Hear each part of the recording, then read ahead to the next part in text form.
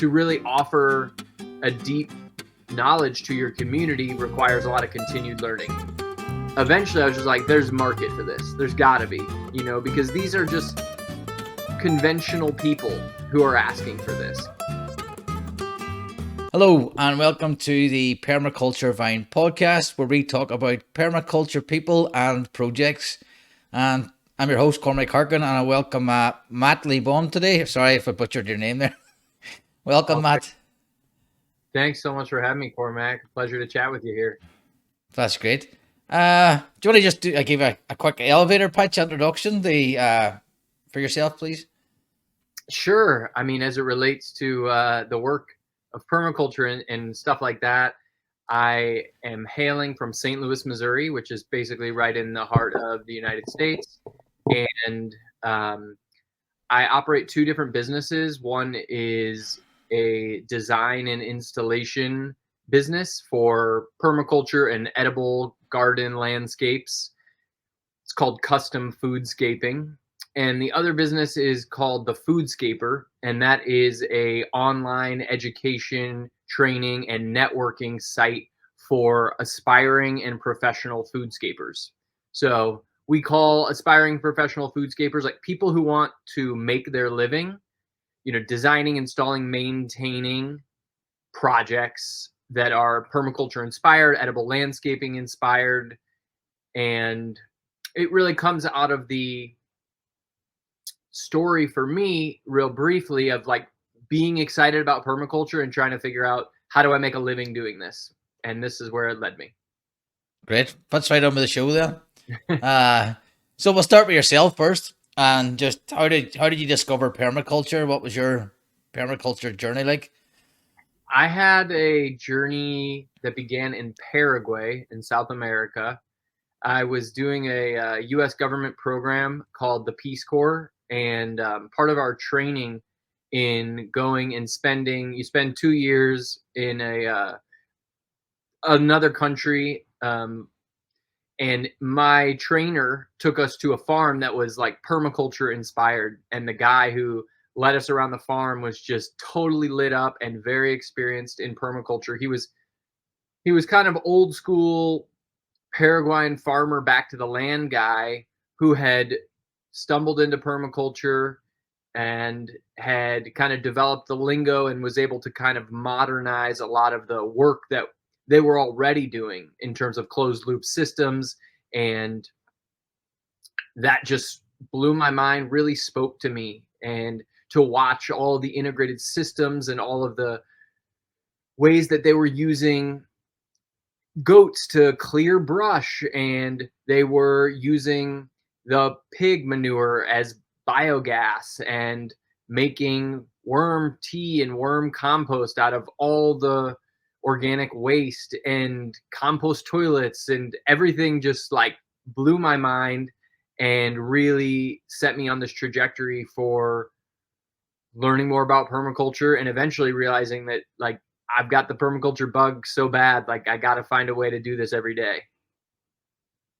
Plus, so then when you discovered that in Paraguay, how did that then lead to your practice back home? I think it was really just this continual evolving of how do I build skills and knowledge. I think one of the first things that happens when you finish like a permaculture design course, at least I hope a lot of us go through this, is that you realize you know nothing, and that unless you have some serious experience prior to that, then to really offer a deep knowledge to your community requires a lot of continued learning. In many cases, I should just speak for myself, to be honest, and say for me, it required a lot of continued learning. And I worked on a lot of farms and gardens. I did a lot more of other trainings in permaculture and permaculture adjacent worlds, and just spent my time out on the land, watching plants, getting to know all the plants, watching water, building the water systems that I was reading about, and experimenting with all that stuff until I felt like I had a knowledge base that gave me the confidence to kind of do this on my own. The main thing that I did for work was working on like vegetable farms and stuff like that, apprenticing, and eventually working on nonprofit educational farms. So did you do your PDC straight after Paraguay, or did you get I the did. experience first? Yeah, So straight on the PDC. Where did you do your PDC? I did it actually in Israel. There's a ecological community there that was called the Adam and Eve Ecological Learning Center, and there was it was just one of these random opportunities that I heard about because it was a long form PDC where you actually live on the farm and work there as well. And that really spoke to me because I was reading, of course, all about the 10 days and the 12 days or the 8 days and stuff like that. And then there was this one that was like 6 months, and learn, do it slowly, live on the farm, and thank goodness for the internet, having found so that was a really deep learning opportunity for me as well. Yeah, it's fascinating the variation of ways to get a PDC. There and there's one for everybody basically. Totally. Yeah, I was lucky, Uh, at that point in my life, I was still very young and free, and that was accessible to me. yeah, that shaped the way I did my PDC because I couldn't do one in person because I couldn't take 2 weeks away from family, so I had Yeah. to do it online. So it was like it's just the way it was. I think everybody, it's interesting when I asked that question, the different varieties. Look, people do it over a number of weekends Yes. and on all sorts. So it's a good thing for people to consider if they're considering a PDC to just find the one that suits you.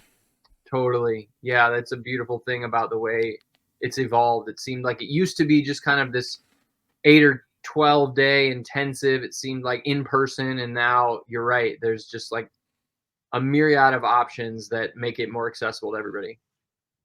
Yeah. So that sounds really good. 6 months intensive, and you're actually learning on the job. And I think that's good that you probably come out with a hell of a lot of practical experience after 6 months. Yeah, I mean, when you're boots on the ground every day, it's a gift because not only, of course, you get 6 months of experience, but just watching things over time, understanding the seasonality of things, and is just such a I don't know. I feel like it's one of those just lost appreciations in our modern culture where now I look back, it's like I've watched trees now for 10, 15 years that I've planted, and that knowledge of what happens over time, disease cycles, pest cycles, what things look like during low water years, and all of the things that come with time are fleshed out. The longer you spend on a single site, the more knowledge I feel like is there to be gleaned. Yeah. Um, and then did you go back to the States after that then? Yep. Because I assume the climate in Israel is different than the climate in Missouri. Yes. Yeah. Although Uh, not crazy different, Mediterranean climate is definitely one that is much more similar to what's going on here, even though it is certainly not the same. So yeah, then I've been in the Eastern United States in New York and Missouri for the last like 15 years or so. yeah. And then when did you realize this is something I can earn a living in, Hmm. or start to think, Yeah, right? it's funny. Uh, I I feel like there's kind of these two things in my head. One is I remember being on an airplane and I listened to this podcast. It was a podcast like this, like a niche permaculture loving podcast. I think it was called Realize, Realyze, or something like that. It only had a season or two. I thought it was awesome. And in one of the episodes was um talking to an edible landscaper or like a permaculture designer, but who is making their living doing that and then doing the installs. The installs is what really gets me pumped, because the design is, of course, conceptual, but like if we're going to get more trees in the ground, if we're going to put more water in the ground, like somebody's got to implement the project. And so many times the design is very intimidating for the clients to implement themselves. So that really got me jazzed to try to fill that niche. Um, Now I'm forgetting the original question. I was just how did you go from no, your story about learning Oh, right, right. about So there was that making a podcast. profession? That Yeah. podcast really lit me up and kind of like switched something I remember. And there's something about being on a plane that really opens you up to ideas so that you can really hear them, I feel like. But the Must be that all the radiation up there. right. uh, And the other one was at this at the nonprofit farm I was working at. Um, there would be just people who'd come up from time to time and say like, how do I start one of these like in my yard? Literally people didn't even know what to call what they were looking at, because what they were seeing are berry bushes and fruit trees and chickens and vegetables and a greenhouse.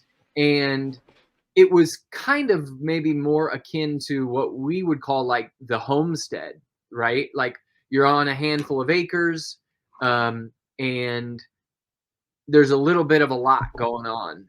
And I think we call that a foodscape now, right?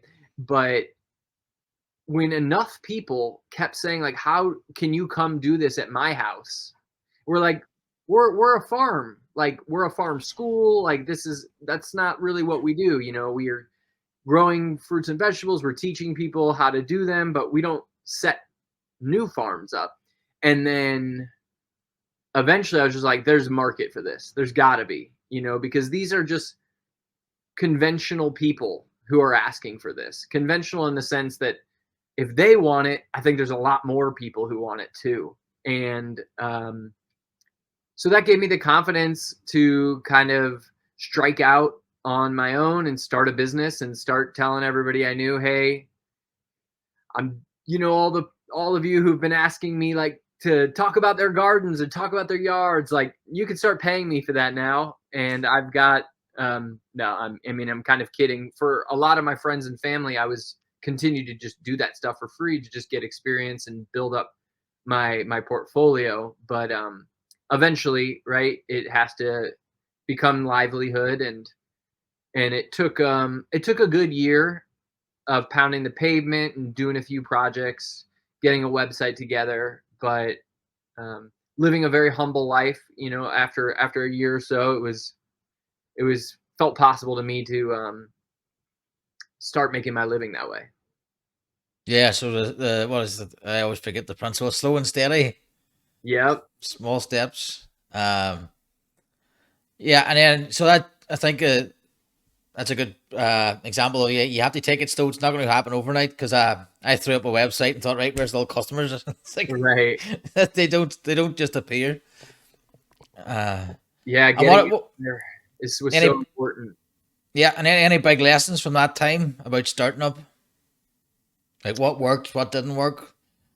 Man, what worked was going to the farmers market. I don't know what farmers market world is like where you're at, but that was just like a great way to get right at my target market. And it was so, just cheap and accessible. It was, you pay like $100 for the day and then you set up a tent. And for me, I was selling like permaculture plants, uncommon fruit plants, vegetables, and talking to people about the things that excited me most. And so that was just something I could do that felt very tangible. Like throw up a website and hope somebody comes and finds you. Like that just is so scary, right? Like how do you know anybody's ever gonna like come? But if you're out there like talking to people, that felt really just like a win. It was easy to do and was in my wheelhouse.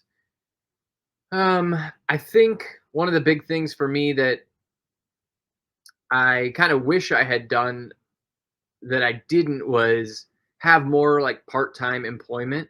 And especially like when I look back, I'm like, why didn't I, wait tables at night a few days a week or something like that? I think I put too much pressure on myself to establish the business as my sole source of income. And it would have been way less stressful to just have another source of income that like was maybe a few nights a week so that I could keep my days open, but not feel the stress monetarily. So that's something that comes to mind there. I also think another piece of advice that I got that worked out really well was finding contractors who were willing to either like let me work for them for the day or would work, I would subcontract them to come help me and say, hey, like, will you do this for me today? And I want to like hang out and watch you and ask questions.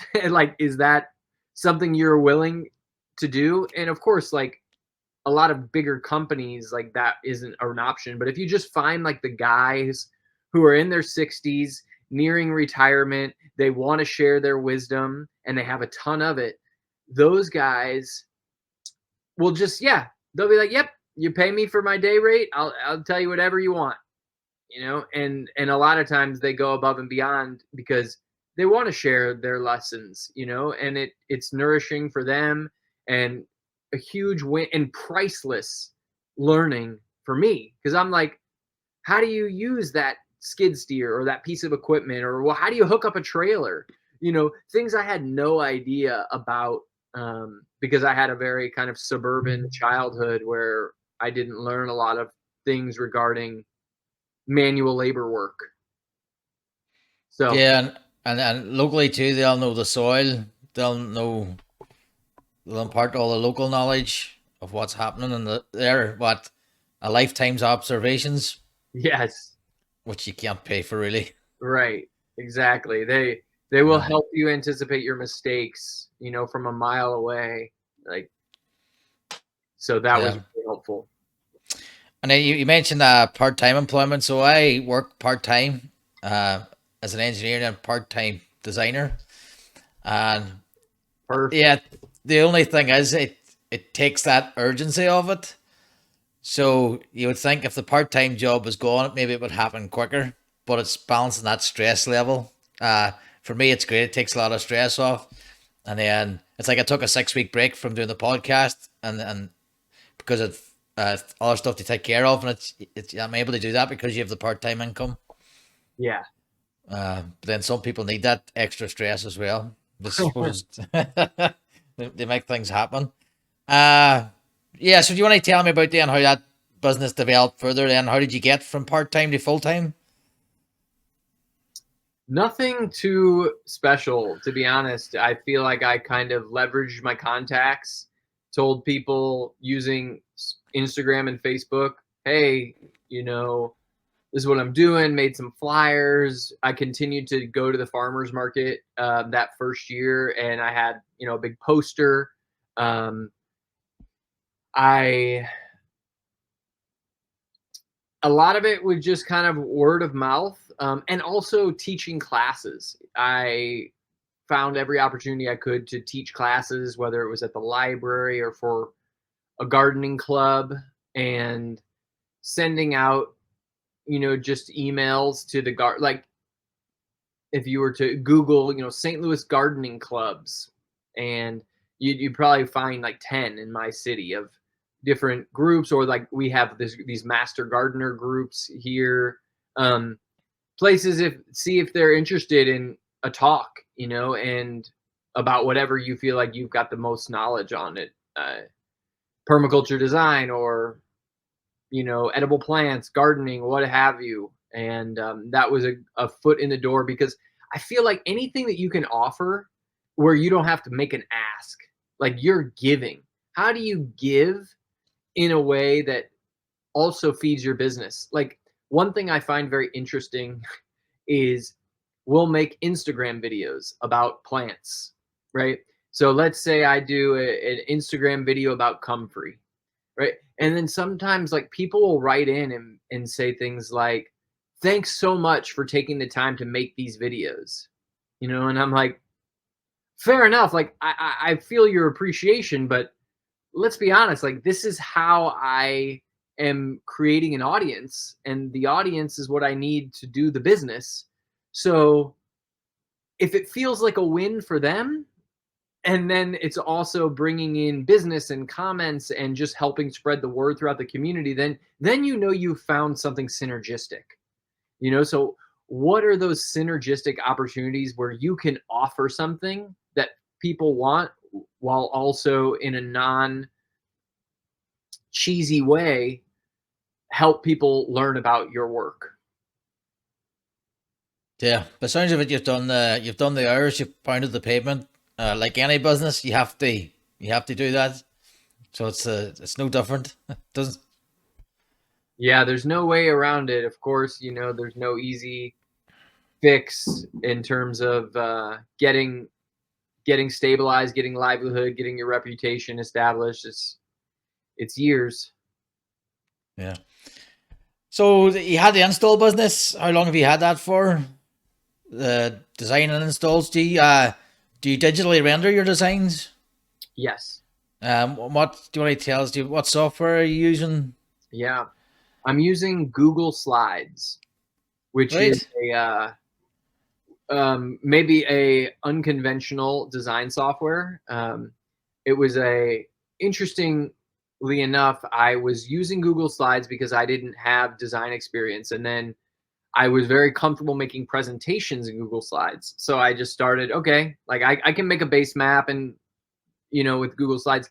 Then I found there was actually a training here through a company called Midwest Permaculture that was doing a permaculture design training with what they were calling PowerPoint, or Google's, right? Like Google's version of PowerPoint. And I was like, wow, like this is meant to be. Like I need to be in that class, right? So I went and did that. It was like a week-long intensive. And ever since, that was like 7 years ago, maybe. And then it's just been getting better and better, cleaner and cleaner. It's definitely not a super professional design software. We've hired other people who know how to use professional design software, but it's worked for me because once the train left the station with the business, it was so hard to go back and find the time to learn a new piece of software. I'm definitely not one of those people who like learns new technology things quickly. So I was just like, I guess this is where I'm at. And then I started to learn AutoCAD, and that was like 2 years ago. And then I gave up on that again. It was just taking so much time, and so I'm fully bought into Google Slides at this point. Are you using a particular software? Yeah, I use Affinity Designer. Okay, how's it Uh, working out? yeah, it's okay. I taught myself it in a couple of weeks. And then I wouldn't be the most artistic of designers. I'm very utilitarian. It's Yeah, just the stuff's there, and like I see some people's designs and they're like art. right. It's like, and then I think now Affinity's good. I think if you really want to get really good, you Adobe. A lot of the more artistic designers, I think, use Adobe Illustrator. Yeah. But I like Affinity because it's a one-time payment, $60 or something, and that you have it forever. Wow. Yeah.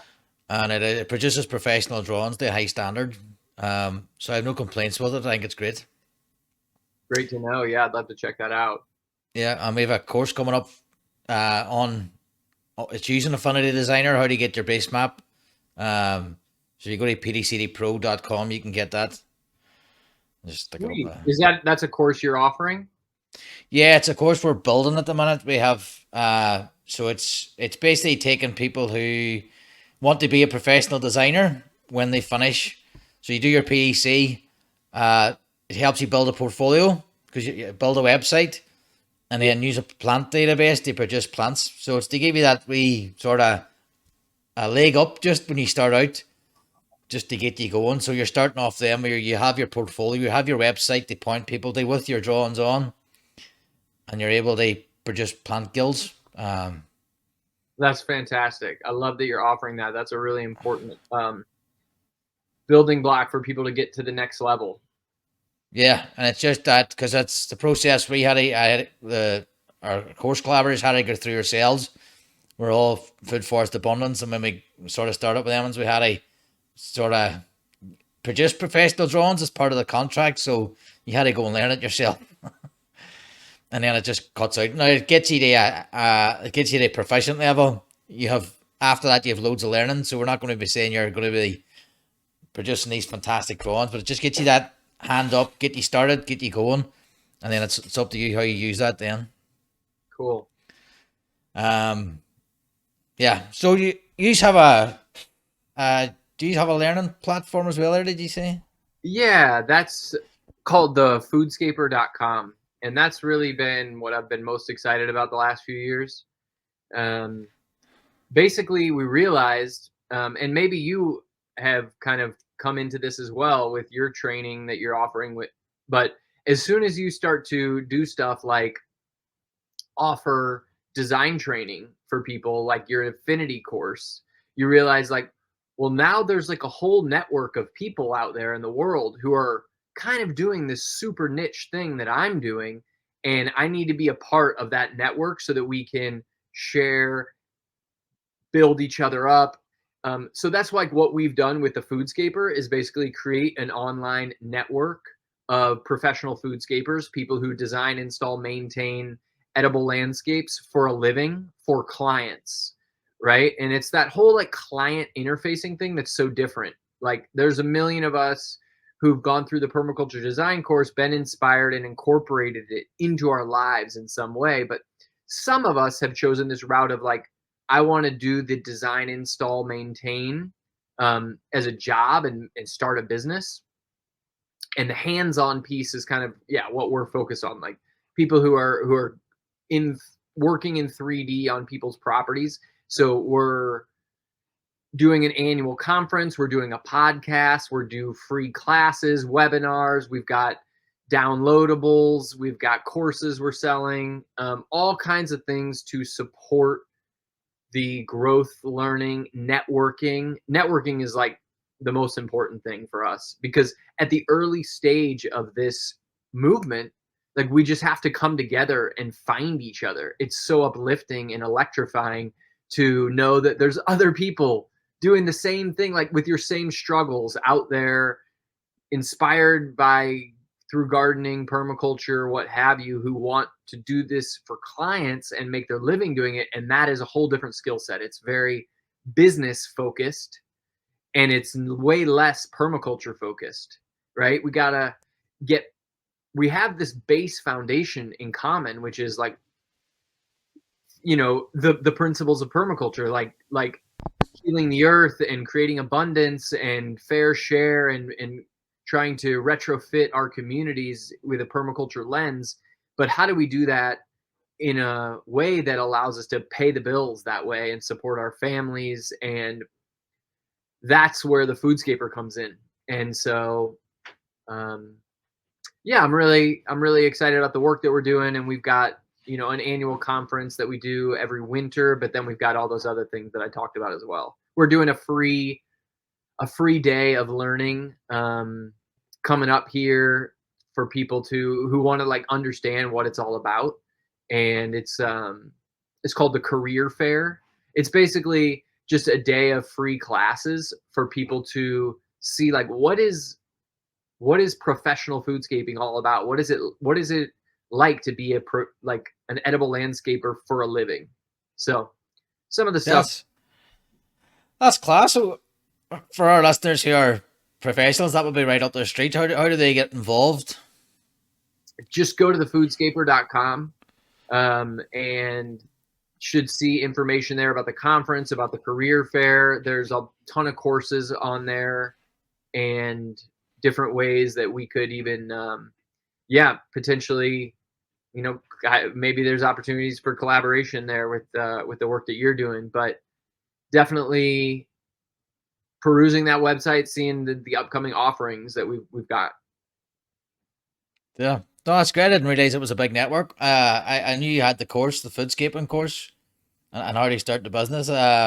Is the podcast, is that for members or is that It's open up? Yep, That's everyone. we did a season, I think like a dozen episodes. They're all interviews with edible landscapers, and then we've got season 2 that is going to be coming out every 2 weeks starting in a week or two here.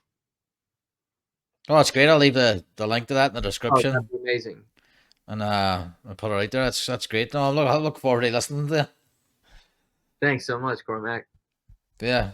So have you had any pushback from this kind of thing? Because I have. When you mention permaculture in business, it triggers a certain reaction from a certain group in permaculture, and it was basically like, "Oh, permaculture and business don't go together."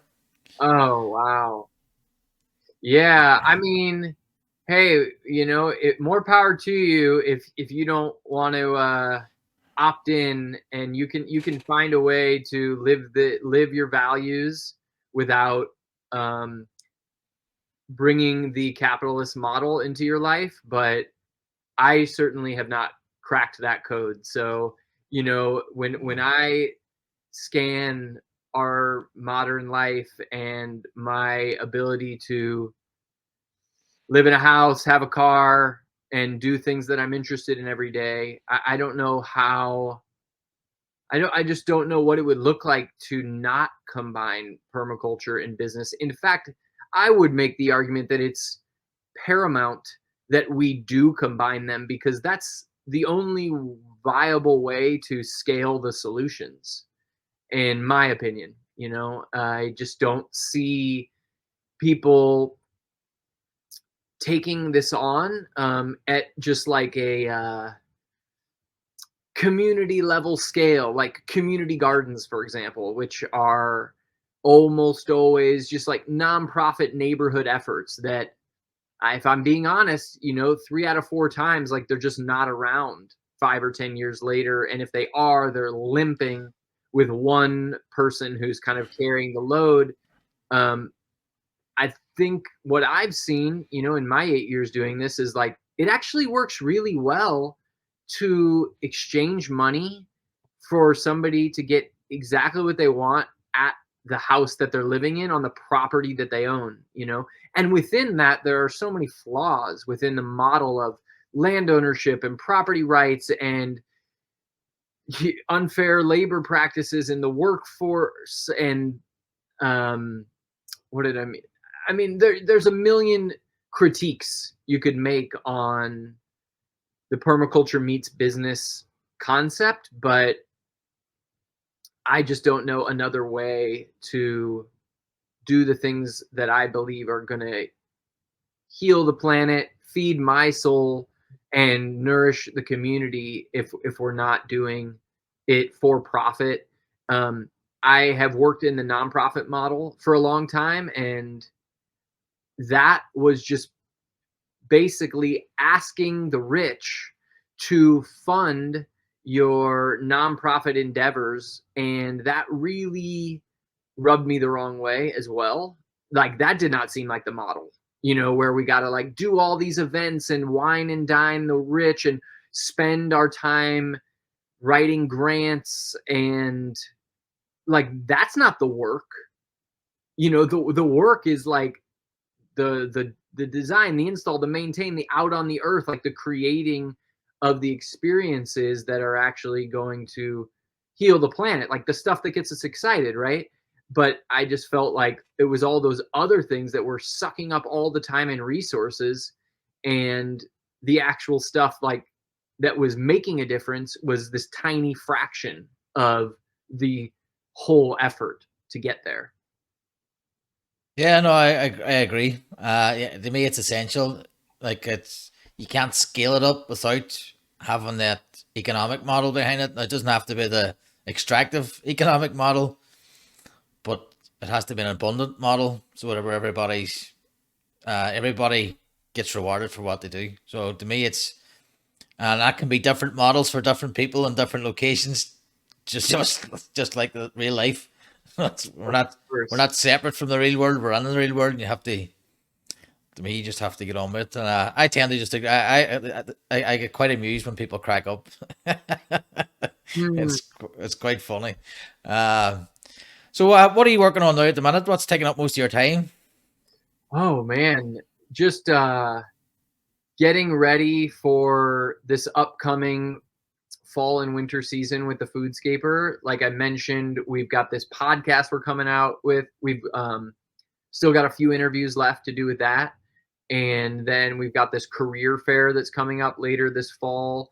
where we're putting together a number of classes. I'm going to be there live to answer people's questions, to talk with them about what the life of a foodscaper is like, direct them to resources as I can, and then we're getting a lineup of all the presenters for our conference and trying to figure out how to best meet people's needs. We want to get to that place where people are really getting the nitty-gritty questions answered that they need to create the livelihood piece, right? So we are doing a lot of things like, how do you structure your business? Like, what do your consultations look like? What questionnaire do you send them? How much are you charging? Things like you asked, like, what design software is making sense? What do you charge as a down payment for people? How much are you charging for your designs? What kinds of trucks are you using to get the work done? How do you construct garden beds? What soil amendments are you using for your fruit tree program so that you can have it streamlined and you can train new hires easily? All of these types of questions that I think cause business owners to kind of pause and face the challenges of entrepreneurship as it melds with this permaculture world, that or whatever inspired them to make that trip in the first place down this path. So that's the kind of stuff that we're thinking about right now, and that I'm working on. We're also finalizing, the last of our season. At this point, we're kind of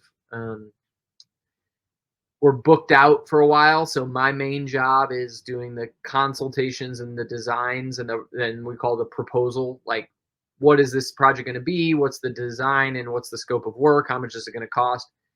We've got a team of like 7 people at this point. So that is kind of my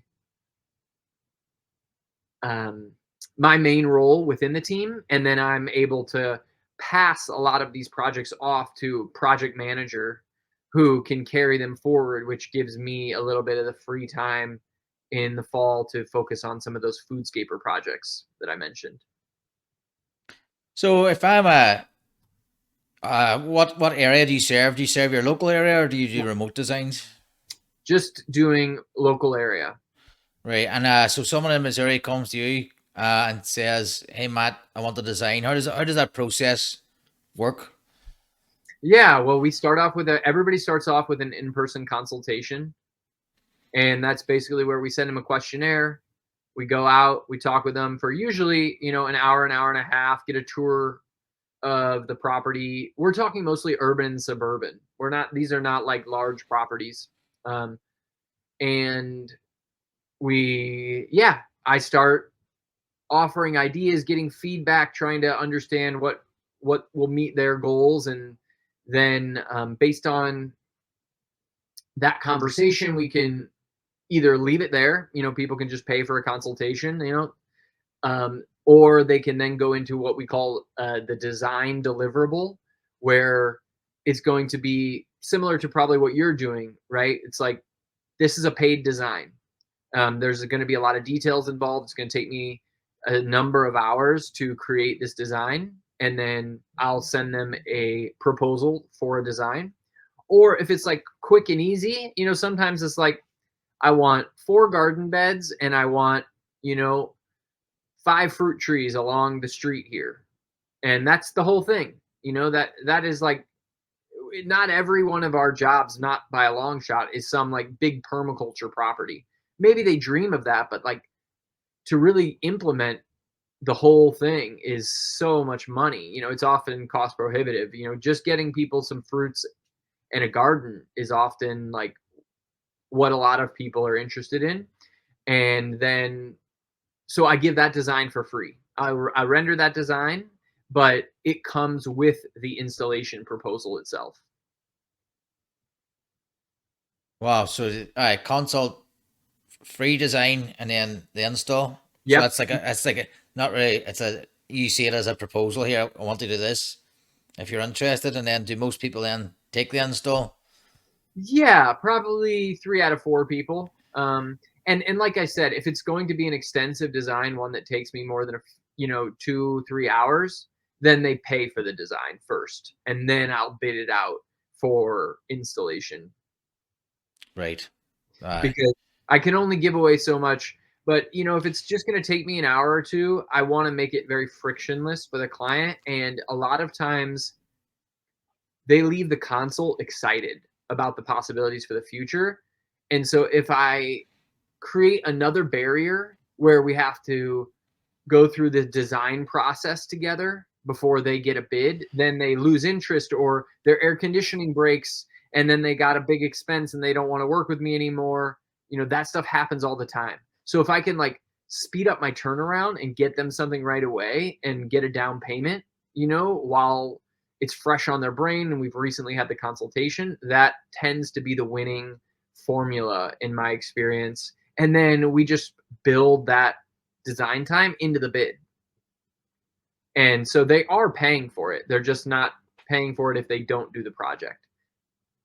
Right. And do you do maintenance as well? We do. And that is such a huge part of the equation here that I can't understate enough. And kind of goes back to one of your first questions about what I would have done differently. Man, I wish I had started just touting the maintenance program and say with every install, like, here's our maintenance program. Like, I can come out once a month, at once every 2 months, once every quarter, whatever, to make sure that you've got the support that you need to be successful long term with your landscape, to make sure that you've got a guide and an educator to support you as you further engage in this landscape. It's so helpful for two reasons. One is the installs go like this. They're like up and down with the seasons. People go on vacation, people, recessions, political stuff.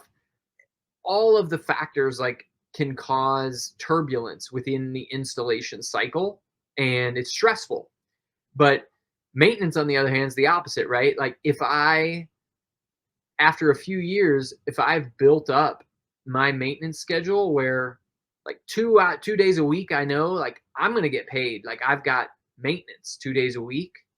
That's a huge buffer and something that I would really be aiming for from the beginning. So that's the first thing, is it really like calms the sea and allows you to more smoothly sail through the rough waters of entrepreneurship, to continue the analogy, right? The other piece of that is how important it is to be watching your installations. I mean, it's invaluable, right? It's like, if you can come back and you're seeing what happens a year or two later on a landscape that you planted, it is so helpful to your speed of expertise, so that if you're seeing, oh, what are all the challenging weed populations, which plants did I read about that actually just don't grow well in my climate, what things tend to spread out of control and drive clients crazy, even though every permaculture book says they're the greatest plant in the world. You can't learn that stuff if you're not participating in it, and usually you don't have the space and time to experiment with everything yourself. So, and of course, engaging with the clients over time helps create word of mouth business as well. So there's a lot of good reasons to incorporate maintenance, even if you don't love it, and maybe do it for a little while and then train somebody and hire somebody. That's what we did. I don't love the maintenance because weeding is just, yeah, it's not my thing, but some people love weeding. But sure, there's no weeds in a permaculture design. Right, right. Yeah, I love that. It's just easy. Just plant the comfrey, you won't have any weeds. Matt, that's been great. I like too the way you have the in-person customer facing part, and then you have the sort of business part as well, the two different sides of it. It's great. I suppose that helps balance out the craziness of the year as well. Yeah, a little bit. The stuff we're doing with the Foodscaper is definitely a passion project in the sense that it just feels so good and right to connect with community and find your people who are interested in the same exact stuff so that we can support each other. And it's a less clear business model, that's for sure, but it's feels so important. And we were yeah, felt like we were able to make it work financially. We tried it the first year and kind of broke even, and it was like, well, I guess we'll keep going. And now so it's been really fun and very life-giving. Class. Any final thoughts on anything permaculture related or anything else you want to get out there? Oh man.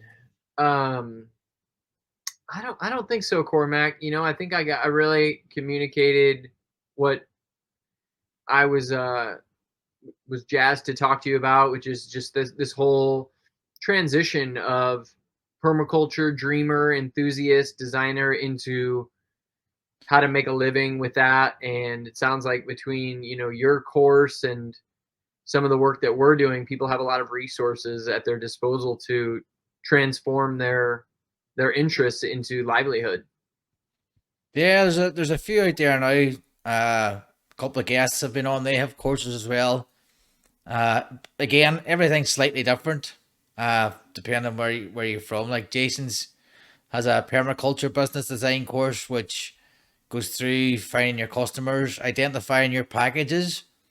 Yeah. So instead of just saying, right, I'm a designer and I install, I don't know, 2 acre posh sites or whatever, high value sites.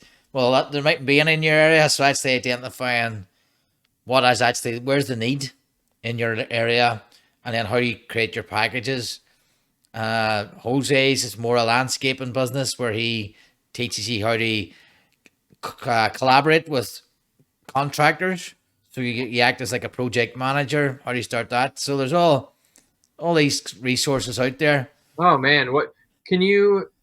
I'm sure you can share this in the link, or maybe we can chat after. But I'd love to know which exact episodes you're referring to, so I can learn more about those. Yeah, I will do. I'll send them to you after, sure. Thank you so much. Man, it's been great. Thanks very much. Delighted to learn. I can't wait to go over and look at all your material. And is your conference online or in person? It's online. Yeah, Oh, and specifically, if I can just make the ask, like, would love to connect with folks in Europe. I've got to believe there's a ton of people doing this, but we haven't really made any headway with connecting with folks in Europe on these within the Foodscaper world. I don't know if there's a network or anything that we can plug into, but it would be great. yeah, there's a few different networks about. You have the you aware of the Permaculture Collab? No, that's one of my jobs. Okay. So I can get you in there, and that's really good. It's full of they're from all over the world. Oh, fantastic. So that's like a collab, and then there's the Global Regeneration Collab. Okay. Again, that's regenerative entrepreneurs. So there's a lot of that's some of the stuff too. We're including in the course is the networking piece. Yeah, that's How to get out there and network, get your peer review group, peer support. Yep. Whether it's paid or free, building up them networks, and just tapping into them when you need to, and having them there. But I'll send you all them links. Sweet. No problem. For everybody else, I'll include them in the description as well. I love it. That's so great. Matt, thanks very much, and I hope to attend that conference if it's online. Oh, absolutely. I'm looking forward to it. Yeah, and online. So would love to see there. And let me know when I'll put an ad out too in our social networks, our Facebook and that. Whenever you have an ad for it, if you send it my way, I'll repost it. Great. Right. Thanks very much, people. That's been the Permaculture